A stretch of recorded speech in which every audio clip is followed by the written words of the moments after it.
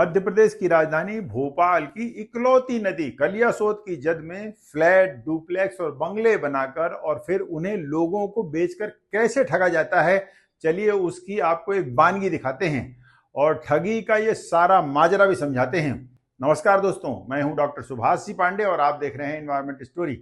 ये नजारा है भोपाल की इकलौती बची हुई नदी कलियासोत का।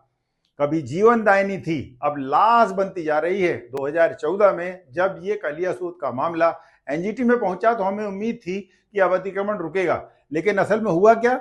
हर महीने एक नया अतिक्रमण, हर हफ्ते एक नई बिल्डिंग और हर दिन न्यायिक संस्थाओं की साख पर एक जोरदार तमाचा। क्यों? क्योंकि जो कुछ कर सकते थे उनकी जेबें पहले ही भर दी गई थी। उम्मीद सिर्फ न्यायपालिका से ही थी, पर आज तक एनजीटी भी कलियासोत नदी के एक भी बड़े अतिक्रमण को नहीं हटवा पाई।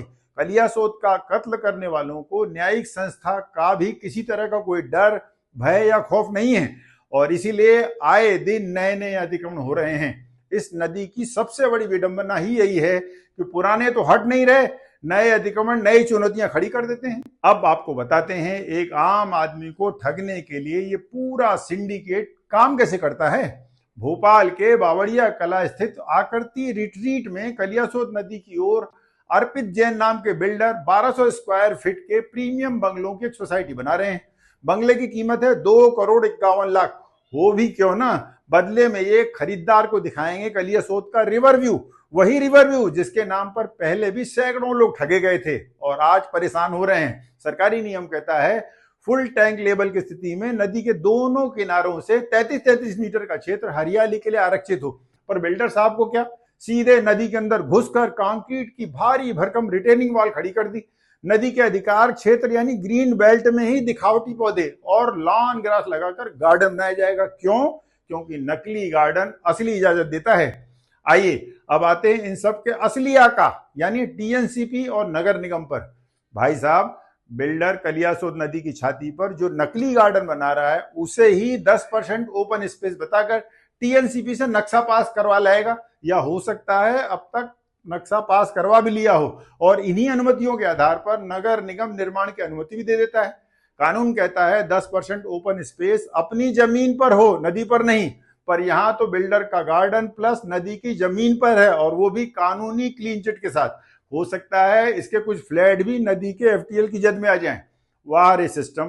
अब चूंकि सारे कागज पूरे हैं तो बैंक भी बोलेगा सब ठीक है, प्रोजेक्ट अप्रूव, और भोपाल का आम आदमी बिना जाने बिना पूछे यहाँ 2.5 करोड़ रुपए से अधिक का बंगला बुक करवा लेगा या खरीद लेगा, क्योंकि दिखेगा रिवर व्यू, दिखेगा नक्शा पास और दिखेगी बैंक की मुहर। अब आप जरा आम आदमी को ठगने की सिंडिकेट की घिनौनी मानसिकता को भी समझिए। कल को यदि नदी पर अतिक्रमण की बात उठी, जो उठेगी ही, तो बैंक कहेगा हमने टीएनसीपी और नगर निगम के कागज देखकर लोन दे दिए, यानी बैंक की जिम्मेदारी खत्म। नगर निगम कह देगा हमने टीएनसीपी के अप्रूव्ड नक्शे को देखकर ही निर्माण की परमिशन दे दी, यानी नगर निगम की भी जिम्मेदारी खत्म। टीएनसीपी कह देगा उन्होंने यही 10% ओपन लैंड बताई थी, हमने तो बस नियमानुसार नक्शे पास कर दिए, मतलब टीएनसीपी की भी जिम्मेदारी खत्म। ज्यादा बवाल मचा तो बिल्डर ये अच्छे से जानता है कि लोग अपनी प्रॉपर्टी बचाएंगे, न कि गार्डन। ज्यादा ज्यादा क्या होगा, गार्डन टूट जाएगा, पीछे के कुछ फ्लैट या मकान भी टूट सकते हैं, और क्या, जबकि इनमें से हर कोई कलियासोत विवाद को अच्छे से जानता है। इस जगह पे क्या बनाएंगे, इस जगह पे क्या ये पार्क एरिया निकालेंगे। अच्छा, क्योंकि क्या ये नदी बहती है, हाँ, कलियासोत है, तो इधर पूरा पार्क एरिया निकालेंगे। अच्छा, बनेगी से बनेंगे वही। अभी आपने जो आवाज सुनी ये बिल्डर अर्पित जैन के ठेकेदार की ही है, जो कलियासोत नदी के किनारे वाले प्रोजेक्ट पर काम कर रहा है।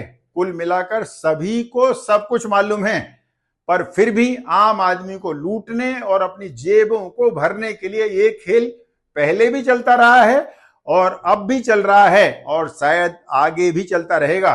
पर बारिश में जैसे ही कलियासोत का पानी चढ़ा या अतिक्रमण हटाने को लेकर एनजीटी का कोई नया आदेश आया तो सबसे पहले नोटिस आएगा मकान मालिक को। बिल्डर तो तब तक बंगले बेचकर फुर्र हो चुका होगा।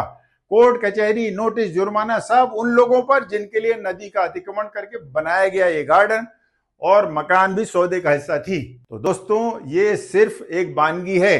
कलियासोत की बर्बादी की स्क्रिप्ट हर साल नए नामों के साथ दोहराई जा रही है। बिल्डर बदलते हैं लेकिन स्कैम वही रहता है और भोपाल भोपाल हर बार कुछ और नदी खो देता है।